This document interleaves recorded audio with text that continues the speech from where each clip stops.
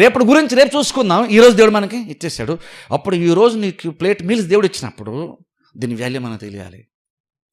కానీ మన ప్రాబ్లం ఏంటంటే ఈరోజు ప్లేట్ మీల్స్ ఉన్నప్పుడు రేపటికి గనుక లేకపోతే దీన్ని మనం సరిగ్గా చూడం.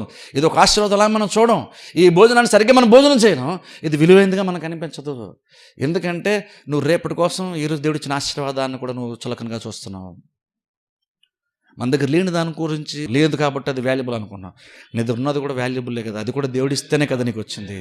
అప్పుడు నేను అంటాను, ఈరోజు నీకు దేవుడు ఇచ్చిన దానికి విలువ నీకు తెలియకపోతే రేపు దేవుడు ఇచ్చినప్పుడు దాని విలువ నీకు ఎలా తెలుస్తుంది? ఈరోజు దేవుడు ఇచ్చాడు, రేపు కూడా దేవుడు ఇస్తాడన్నప్పుడు ఈరోజు నీకు నీ ముందున్నటువంటి అది అల్పంగా నీకు అనిపించవచ్చు, కానీ ఇంకొన్నది దేవుడు ఇస్తే వచ్చింది దేవుని వలన కలిగింది అన్నప్పుడు నీకు దీని విలువ తెలియకపోతే, ఈ కొంచెం ఎక్కువ విలువ తెలియకపోతే రేపు దేవుడు ఎక్కువ ఇచ్చిన దాని విలువ మాత్రం నీకు ఎలా తెలుస్తుంది? ఈరోజు నీకు ఎందుకు తృప్తి లేకపోతే రేపు ఇంకా దేవుడు ఎక్కువ ఇచ్చిన అందరి మందికి తృప్తి ఎలా వస్తుంది? తృప్తి ఖచ్చితంగా రాదు.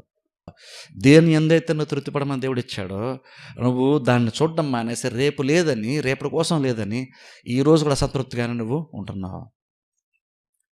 ఇప్పుడు యాక్చువల్గా నన్ను అడిగితే అది దేవుడు కూడా అది యాక్చువల్గా నచ్చదు.